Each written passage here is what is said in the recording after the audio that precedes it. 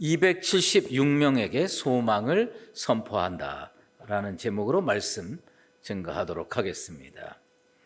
우리는 바울의 인생 5대 사건에 대해서 살펴보고 있습니다. 네 번째 사건으로는 사도 바울이 AD 60년경에 가이사라 감옥에 갇혀 있었습니다. 그런데 사도 바울이 풀려날 수 있는데 가이사, 그러니까 그 당시에 로마 황제에게 상소했습니다. 그래서 가이사의 재판을 받기 위해서 로마로 호송되어야 했습니다. 그 호송되는 과정에서 유라굴로라는 광풍이 불어왔습니다. 이 유라굴로라는 광풍의 유라굴로는 허리케인이라는 말입니다. 그래가지고 15일 정도 지중해 표류 사건이 일어났습니다. 오늘은 그 네 번째 사건으로 지중해 표류 사건을 다뤄보도록 하겠습니다. 사도 바울은 그 극한 상황에서도 하나님을 믿었습니다. 그리고 예수를 전했습니다. 276명 같이 배를 탄 사람에게 구원과 소망을 선포할 수 있는 믿음의 사람이었습니다. 이 유라굴로 광풍 중에서 참 어려운 것은 뭐냐면 다른 사람에게 우리는 충고를 할 수 있느냐, 경고를 할 수 있느냐, 권면을 할 수 있느냐라는 겁니다. 잠언 기자는 충고에 대해서 이렇게 얘기합니다. 한마디 말로 총명한 자에게 충고하는 것이 매 100대로 미련한 자를 때리는 것보다 더욱 깊이 박히느라. 여러분, 잠언 기자가 이 충고에 대해서 얘기를 했는데 충고를 하라는 얘기입니까? 하지 말라는 얘기입니까? 충고를 하되 어떤 사람에게 해야 되느냐면 총명한 사람에게 해야 된다는 겁니다. 여러분이 평생 살면서 충고를 많이 했을 겁니다.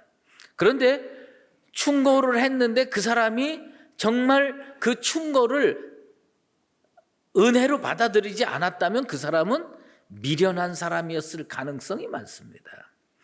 충고하다가 사이가 갈라진 경우가 얼마나 많은지 모릅니다. 여러분, 세상에 그 지혜롭다고 알려진 왕들 주변에 왜 다 간신만 있었을까요? 그 왜 그러냐면요, 충신이 옆에서 충고하는 거 듣기 싫습니다. 오늘 집에 가셔서요, 여러분 부부 사이를 쫙 갈라놓을 수 있는 지름길이 있습니다. 지금부터 오늘부터 한 열흘 동안 계속 충고하고 잔소리해 보십시오. 그러면 각방 쓰게 될 겁니다. 그거 왜 그러냐? 충고 그거 그렇게 쉬운 게 아니에요. 충고 참으로 어려운 겁니다. 그런데 이 역사를 보면요, 정확한 정보의 토대를 두고 충고하고 경고했는데도 불구하고 그것을 받아들이지 않아서 엄청난 기회 비용을 지불했던 경우가 허다하게 많습니다. 저는 오늘 일본의 진주만 공습에 대해서 잠깐 살펴보려고 생각합니다. 일본이요, 선전포고도 없이 미국 진주만 공습을 감행한 사건이 벌어졌습니다. 그 사건이 언제 벌어졌느냐면 1941년 12월 7일에 벌어졌습니다. 그런데 이 일본이 미국을 공격할 수도 있다라는 정보가 한 1년 전부터 계속 미국 정부에 전해졌습니다. 특별히 1941년 1월에 주일 미국 대사가 있었습니다. 그 주일 미국 대사 조지프 그루는요, 그 일본에 거주하면서 일본에 지금 그 군비 확장하고 막 분위기 띄우고 이런 것을 보면서 미국 정부에다가 급하게 보고서를 냈습니다. 전쟁이 일어날 것 같다. 일본이 아무래도 미국 공습할 것 같다. 이 대사가 보고서를 썼어요. 그런데 미국 정부가 일축합니다. 왜요? 미국은 지금 어디에 정신 팔려 있느냐면 유럽에 일어나는 세계제 2차 대전 그 뒷감당하는 거에 바빠가지고 그거 제대로 못했습니다. 그뿐입니까? 미국 FBI가 12월 7일 직전에 정부에다가 보고서를 냅니다. 지금 진주만에 일본의 어선들이 무수히 와 있다. 그런데 아무리 봐도 이 어선들이 전부 스파이 같다. 전쟁이 일어날 것 같다. 대비해야 된다. 그런데 그 확실한 팩트에 근거한 정보임에도 불구하고 미국 정부는 그럴 리가 없다. 덮어버립니다. 그런데 어떤 일이 또 일어났느냐 하면요. 일본에서 선교사로 오래 봉직했던 목사님이 있습니다. 월터 저드라고 하는 목사님이에요. 이분이 정부에다도 그렇게 얘기를 했고 그 다음에 미국 곳곳에 다니면서 설교도 하고 부흥회도 했습니다. 근데 그 내용이 뭐냐면 일본이 미국을 공습할 것 같다. 내가 일본에 가서 선교하면서 보니까 이거 분명히 지금 일본은 미국을 집어삼키려고 미국을 거꾸로 틀리려고 전쟁 준비하는 것 같다. 그러니 우리 정신 차리고 대비하자. 근데 일개 선교사가 일개 목사가 그렇게 얘기하는 거 정부가 아니 목사가 무슨 세상 물정에 대해서 뭘 알아? 싹 무시합니다. 그런데 놀라운 일은 뭔지 아세요? 그 월터 저드 목사가요 1941년 12월 7일에 미네아폴리스 어느 교회에서 설교를 합니다. 정부가 자기 말 들어주지 않는 게 너무 안타까운 거예요. 준비를 안 하는 게 너무 안타까운 거예요. 그래서 피토하는 심정으로 미네아폴리스 한 교회에서 설교를 합니다. 우리 이거 대비해야 됩니다. 일본이 공습할 수도 있습니다. 라고 목사가 설교를 했어요. 그리고 그 설교 마치고 집으로 자동차 몰고 오는 가운데 뉴스를 틀었더니 일본이 하와이 진주만 공습을 감행했다. 폭격을 감행했다. 여러분, 미국 정부는 대사의 충고도 듣지 않았습니다. FBI의 보고도 무시했습니다. 그리고 세상 물정 모르는 그 선교사 목사의 그 충심 어린 간언을 물리쳤습니다. 왜 그랬을까요? 충고 받아들이기가 그렇게 어려운 겁니다. 믿을 수가 없는 거예요. 있을 수 없다고 생각했기 때문입니다. 사도 바울은요, 복음을 증거하면서 참 많은 고초를 당했어요. 고난을 겪었어요. 어려움을 이겨냈습니다. 그런데 그 사도 바울이 자기가 평생 겪은 그 고난, 자기가 주의 일을 하면서 평생 겪은 어려움, 그것에 대해서 고린도후서 11장에 일목요연하게 정리를 해놨습니다. 내가 이런 일을 당했다. 그 중에 뭐예요? 옥에 갇혔다. 매도 수도 없이 받았다. 유대인들한테 40에 하나 감한매를 5번이나 받았다. 태장도 3번이나 받았다. 그러면서 뭐라고 또 고백을 하냐면 3번 배 타고 가다가 파선했다. 그리고 1주야를 깊은 바다에서 지냈다고 고백하고 있습니다.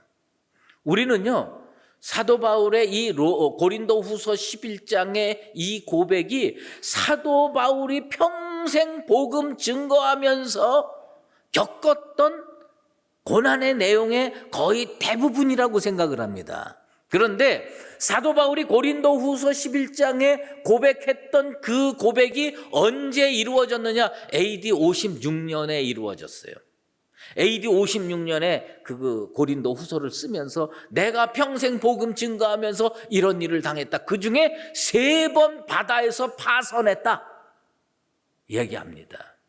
사도 바울도 아마 그게 자기가 평생 겪을 고난의 대부분이라고 생각해서 거기에다가 정리해서 그렇게 고백했을 겁니다. 그런데 4년 후에 지금까지 경험한 거는 비교도 되지 않도록 무려 15일 동안 지중해에서 죽을 고생을 합니다. 그게 오늘 본문의 사건입니다.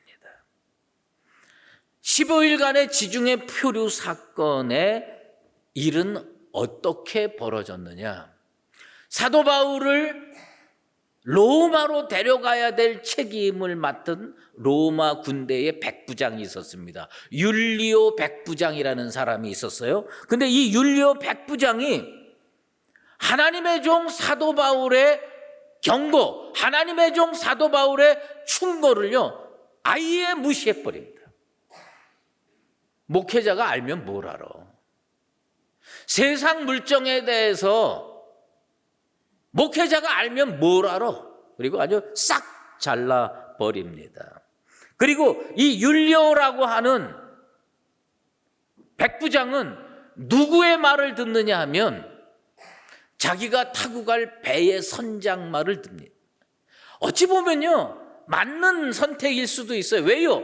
이 선장은 지중해 일대에서 수십 년 동안 배 끌고 돌아다니면서 상업도 하고 죄수도 호송하고 뭐 곡물도 운송하고 그런 것들을 해온 사람입니다. 그러니 이 사람은 적어도 바다의 전문가, 지중해의 전문가였어요. 지중해의 전문가인 이 사람 말을 들을 거냐? 아니면 평생 육지에서 여기 갔다 저기 갔다 복음 증거하면서 살았던 사도 바울의 말이 옳으냐? 그 사람이 볼 때는 사도 바울의 말보다는 어느 말이 더 믿을만 했느냐? 그 배의 선장 말이 더 믿을만 했다는 겁니다. 사도 바울이 율리오 백부장에게 뭐라고 얘기합니까? 이번 항해가 하물과 배만 아니라 우리 생명에도 타격과 많은 손해를 끼치리라. 근데 백부장은 그거 어떻게 알아들었냐면 저거 끌려가기 싫으니까 이렇게 얘기하는구나. 그렇게 알아들어요. 지금 끌려가야 되니까 이거 조금이라도 이거 늦추려고 핑계대는구나. 여러분, 지중해에서 잔뼈가 굵은 선장이 전문가입니까? 아니면 평생 노 한 번 져보지 못했던 어떤 목회자의 말이 전문가스럽습니까? 근데 엎친 데 덮친 격으로요 무슨 현상이 일어나냐면 남풍이 순풍으로 살살 불어요.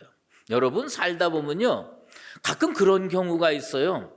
무슨 사업을 하거나 새로운 일을 도전하려고 할 때 처음에 너무 여러 가지 조짐이 좋아. 그러면 우리는 어떻게 생각하는 경향이 있냐면 이거 하나님의 뜻이구나.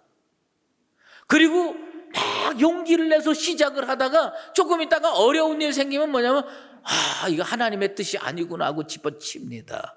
여러분 좋은 조짐이 있다고 하나님의 뜻인가 뜻이 아닌가 이거 구별하기 어렵고요. 풍랑이 있다고 하나님의 뜻이 아닌 것도 아닙니다. 이게 우리가 좀 더 영적 통찰력을 가지고 살펴볼 필요가 있습니다. 어쨌든 이 율리오라고 하는 백부장은 누구 말을 들었느냐? 자기가 생각할 때 세상의 전문가의 말을 들었습니다. 지중해에는요 겨울에 풍랑이 자주 일어납니다. 우리나라의 늦여름에 초가을에 태풍이 오는 것과 똑같은 현상입니다. 근데 사도 바울이요 고린도후서 11장에 뭐라고 얘기했어요? 이 경험하기 전에 자기는 3번 파선했다고 그랬어요. 배 타고 가다가 3번 배가 뒤집어졌어요. 그래서 일주야를 바다에서 죽을 고생을 하고 살아났다고 얘기한 거예요. 그러니까 사도 바울도요 결코 경험이 작은 건 아닙니다. 그런데 율리오 백부장은 죄수와 곡물을 싣고 로마에 가야 할 사명이 있었기 때문에 누구의 말을 들었느냐? 선장의 말을 듣고 사도 바울의 말을 묵살했습니다. 여러분, 하나님의 종들에게 필요한 게 뭔지 아십니까? 현상 너머에 있는 하나님의 뜻을 발견할 줄 알아야 돼요. 부족하지만 제가 현상 너머에 있는 하나님의 뜻을 알게 되길 원하고, 우리 사랑하는 성도들이 세상에 살면서 성령 충만 받아서 현상 너머에 있는 하나님의 뜻을 발견할 수 있게 되기를 주의 이름으로 축원합니다. 눈앞에 벌어지는 현상에 현혹되어서 그것을 인생의 나침반으로 삼아 항해했다가는 인생은 표류하기 십상입니다.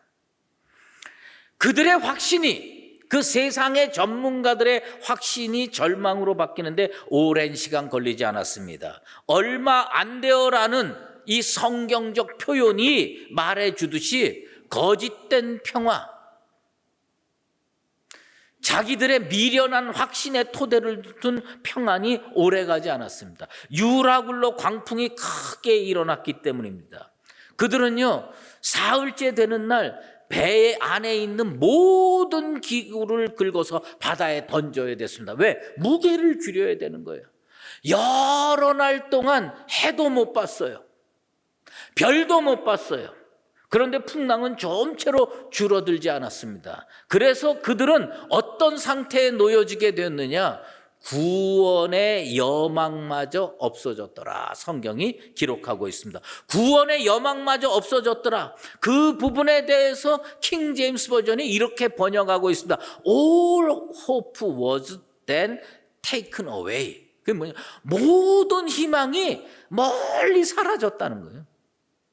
모든 희망이 완전히 멀리 사라졌다는 겁니다. 그렇게 자기네들이 자신 있어하고 그렇게 자신의 능력과 지혜를 신봉하던 세력들이요, 유라굴로 앞에서 아무 말도 못합니다. 하나님은요, 가끔 자연현상을 통해서 인간의 어리석음에 대해서 망치로 사용할 때가 있어요. 내가 틀렸다. 그거 망치로 사용해요. 지금 율료 백부장과 그 배의 선장, 그리고 거기에 타서 그 이론에 동조했던 사람들에게 유라굴로라는 광풍이 무엇으로 사용되고 있느냐? 그들의 교만을 깨뜨리고 꺾는 망치로 사용됐습니다.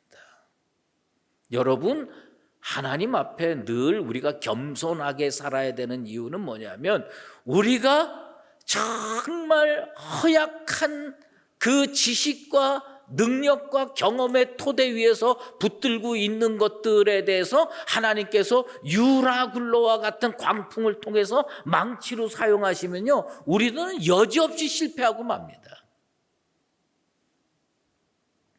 어쨌든 하나님께서요, 우리들에게 말씀을 통해서나 기도를 통해서나 이 강단에서 울려 퍼지는 말씀을 통해서 가끔 유라굴로 광풍이 내 인생에 불어올지 모른다고 경고하실 때가 있습니다. 여러분들이 영적 통찰력을 가지고 하나님의 이런 경고에 귀를 기울일 줄 아는 믿음의 사람들 되시기를 주의 이름으로 축원합니다. 광풍이 몰아치고 풍랑 때문에 배가 이리저리 바람에 따라 표류하는 상황에서 그 배 안에 몇 명이 타고 있었느냐면 276명이 타고 있었습니다. 이 276명의 현재 직면에 있는 가장 큰 적은 광풍이 아니었습니다. 뭐예요? 절망이었습니다. 구원의 여망이 다 사라져 버렸어요. 아, 죽는구나. 더 이상 안 되는구나. 그런데 그 절망의 한복판에서 사도 바울이 벌떡 일어납니다. 사도 바울의 위대성이 어디에 있느냐? 잘 나갈 때 복음 증거한 게 아니에요. 15일 동안 지중해에서 표류했던 그 절망의 사람들을 위해 벌떡 일어나서 주의 복음을 증거할 수 있는 그 힘이, 그게 사도 바울의 위대성입니다. 사도 바울은 그들을 향해서 이렇게 선포합니다. 이제는 안심하라. 너희 중 아무도 생명에는 아무런 손상이 없을 것이다. 그렇게 선포를 했습니다. 지중해 한복판에서 표류한 지 14일이 지났습니다. 그래서 그들은 살 소망조차 버렸습니다. 그런 참혹한 상황에서 사도 바울은 안심하라고 2번이나 그들에게 선포합니다. 그렇게 말할 수 있는 근거가 어디에 있었습니까? 그는요, 그 전날 꿈을 꿨어요. 어떻게 잠이 들었는지 환상을 보고 하나님의 사자의 음성을 들었습니다. 난 그게 참 대단한 것 같아요. 그 폭풍우 치는 바다에서 배가 다 뒤집어지고 사람들 대굴대굴 굴고 그러는데 언제 음성을 들을 수 있었을까? 그런데 하나님은요, 그때에도 말씀하시더라고요. 그때에도 말씀하시는 거예요. 사도 바울아 두려워하지 말라. 내가 가이사 앞에 서야 하겠고 또 하나님께서 너와 함께 항해하는 자를 다 내게 주셨다. 사도 바울이요, 이걸 어떻게 이야기하느냐? 그 사람들한테 그대로 얘기를 합니다. 안심하라. 여기까지는 참 좋아요. 안심하라. 그런데 왜 안심해야 되느냐? 하나님이 나를 가이사 앞에 세우려고 한다. 그래서 하나님은 나를 살려둘 이유가 있다. 하나님이 나를 살려두기 위해서 너희들도 살게 될 거다. 핵심은 그 내용이에요. 저는요, 쫄짤해서 만약에 이렇게 하나님의 사자의 음성을 들었더라도 전 이렇게 미련하게 얘기 안 할 겁니다. 이런 상황이 돼서 만약에 얘기를 해도 하나님이 우리 모두 살려주신대 이 정도 얘기하고 말지, 거기에다 대고 하나님이 나를 살려주실 이유가 있어. 그래서 너희들도 살 거야. 그런데 그 말에 대해서 276명이 아멘 그리고 화답했을까요? 저건 미친 거 아니야? 저 말이나 돼? 왜 지가 뭔데 하나님이 저를 살린다고 그래? 그리고 저를 살리기 위해서 왜 우리를 살려준다고 그래? 네가 하나님 믿냐? 나도 하나님 믿어. 왜 하나님은 너의 하나님만 되느냐? 나의 하나님은 왜 안 되느냐? 이런 말 안 하겠습니까? 하나님이요, 오늘 왜 우리들에게 이 말씀을 주셨을까 생각할 필요가 있어요. 뭐예요?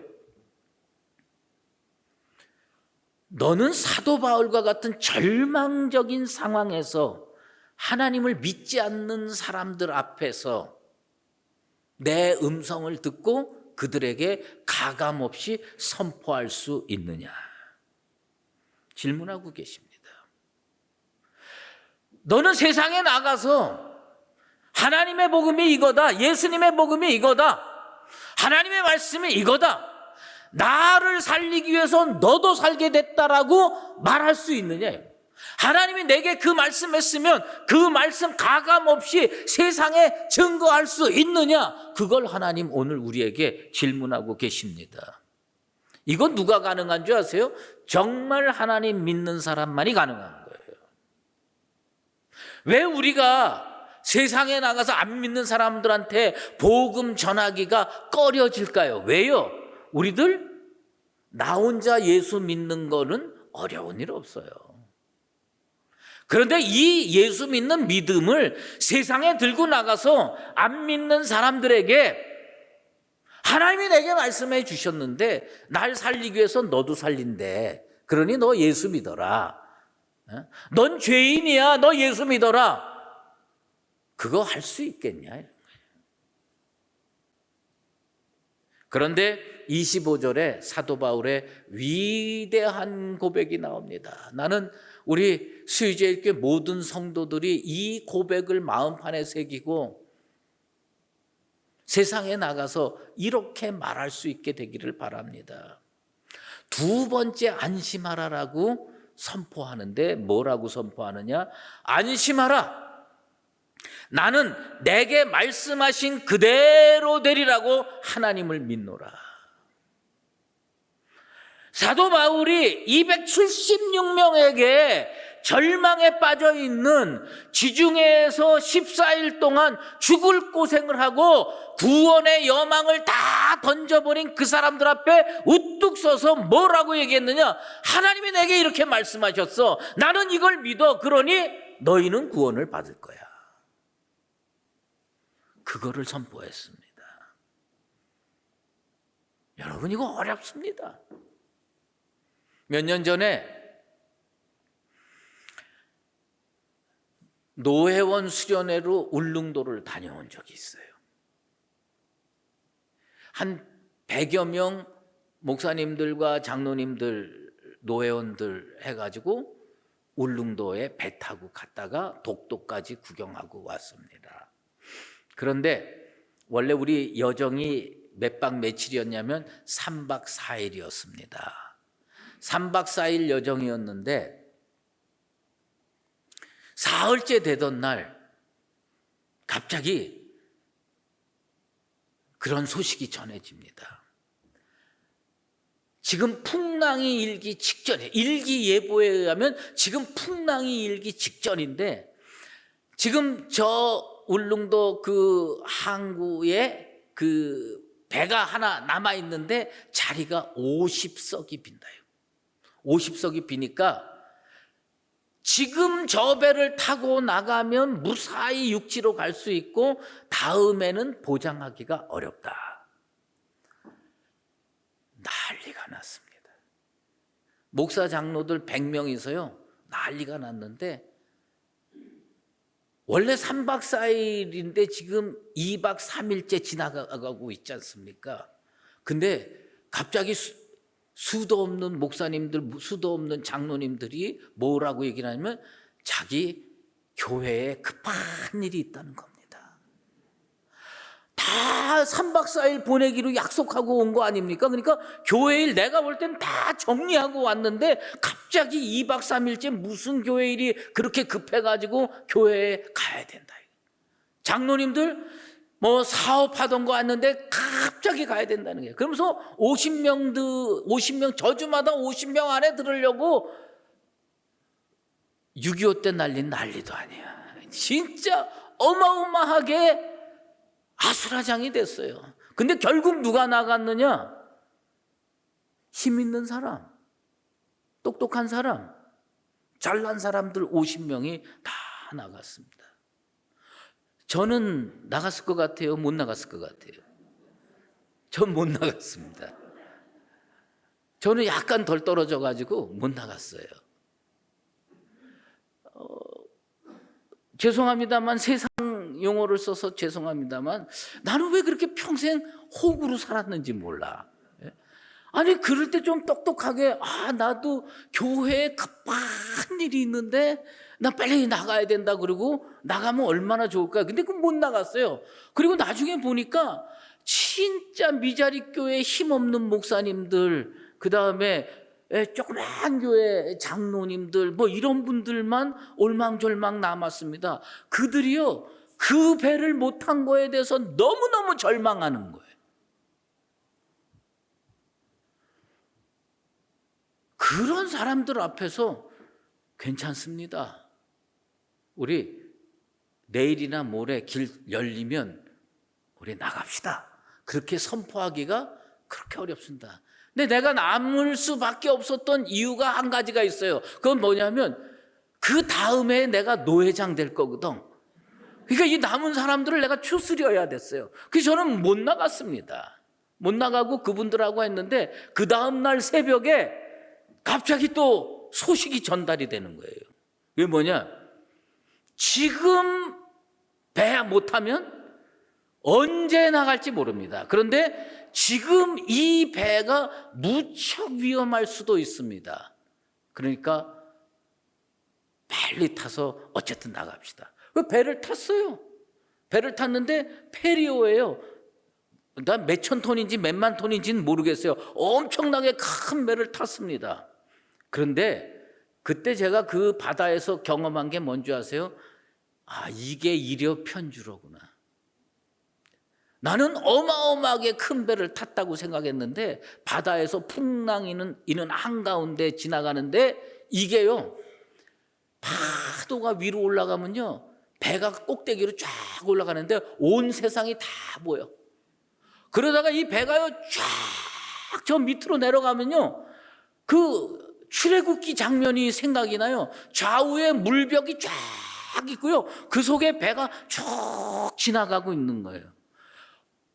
거기에서요, 나는 거기 탄 목사님들, 장로님들이 진짜 믿음의 사람이로구나 확신했어요. 전부 기둥 잡고요, 그렇게 열심히 기도하는 거예요. 주여 살려주십시오. 예? 이번에 이거 무사히 나가면 정말 하나님이 열심히 하겠습니다. 저는요 그것도 봤어요. 토하면서 기도하는 거 처음 봤습니다. 다 붙들고 하나님 구해달라고 그렇게 기도하는 걸 봤습니다. 여러분, 정말 어려운 거예요. 내가 이 설교를 준비하면서 그 장면이 기억이 나는 거예요. 이 어마어마한 배를 타고서도 이려 편주로 느꼈는데 2000년 전에 나무로 두드려서 만든 배를 타고 그 허리케인의 풍랑을 이겨내고 그 속에서 안 믿는 사람들 앞에서 안심하라, 하나님께서 나에게 말한 대로 나는 믿노라 라고 얘기할 수 있는 힘, 그게 믿음이에요. 하나님께서 우리가 갖기를 원하시는 건 이 믿음입니다. 사도 바울이요, 이 풍랑 이겨내고 하나님이 8년 더 살게 합니다. 8년 더 살게 하면서 로마와 그 유럽 일대의 복음의 초석을 닦게 합니다. 왜 하나님은 그곳에서 그 사람을 살려주셨을까요? 왜 허리케인 풍랑에서 14일 동안 죽을 똥 살 똥 모르는 그곳에서 살려주셨을까요? 저는 그것을 생각하면서 오늘 우리 교회를 생각합니다. 하나님이 우리에게 질문합니다. 니네 교회 이 험한 세상에서 생존할 이유가 있느냐? 너희는 이 안 믿는 세상에서 하나님께서 내게 말씀하신 그대로 되리라고 선포할 수 있느냐? 교회가 뭡니까? 성도가 뭡니까? 우리가 주의 종이라고 하고 예수 믿는 사람이라고 하면서 잘 나갈 때 예수 증거하는 거 그리 어려운 일 아닙니다.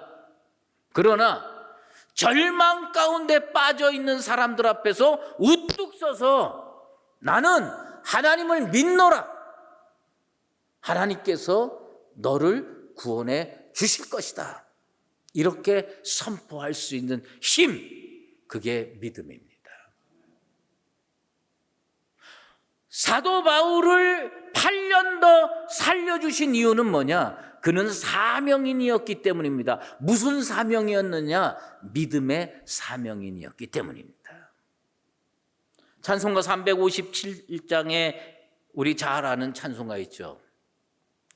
주 예수 믿는 힘으로 온 세상 이기네, 믿음이 이기네, 믿음이 이기네, 주 예수를 믿음이 온 세상 이기네. 우리 믿음이 이기네, 믿음이 이기네, 믿음이 이기네, 주 예수를 믿음이 온 세상 이기네. 사도 바울처럼 절망의 한복판에서 나는 하나님을 믿노라, 그리고 예수 복음을 증거할 수 있는 믿음의 사람들 되시기를 예수 그리스도의 이름으로 축원합니다. 기도하겠습니다. 하나님 아버지,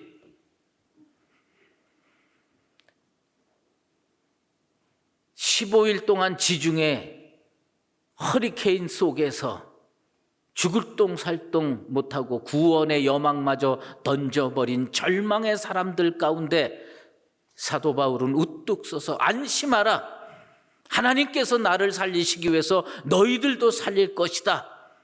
나는 나에게 이렇게 말씀하신 하나님을 믿노라라고 선포했던 사도 바울의 그 모습에 대해서 오늘 살펴봤습니다. 우리는 세상에 나가서 그렇게 해본 적이 없습니다. 절망이 아니라 소망 가운데서도 나는 예수를 믿노라라고 말하지 못했습니다.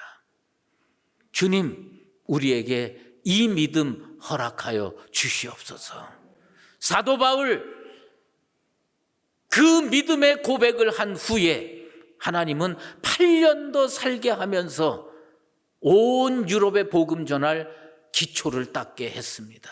우리 교회 하나님께서 다시 살려준 교회입니다. 세상에 존재할 이유가 있을까요? 저와 우리 성도들이 이 험한 세상에서 나는 나에게 이렇게 말씀하신 나를 구원하신 하나님을 믿노라라고 선포할 수 있는 믿음의 교회, 믿음의 사람들 되게 도와 주시옵소서. 예수 그리스도의 이름으로 기도드리옵나이다. 아멘. 이제는 우리 주 예수 그리스도의 은혜와 하나님 아버지의 극진하신 사랑하심과 성령의 인도하시고 교통하심이 인생의 여정 가운데 유라굴로와 같은 광풍에 맞서서도 믿음으로 세상에 복음을 선포하고 하나님으로부터 더 큰 은혜를 받으며 살기를 소망하는 사랑하는 수의지일교회 모든 믿음의 권속들과 주님의 몸된 교회 위에 이제로 영원히 함께 하시옵기를 간절히 축원하옵나이다.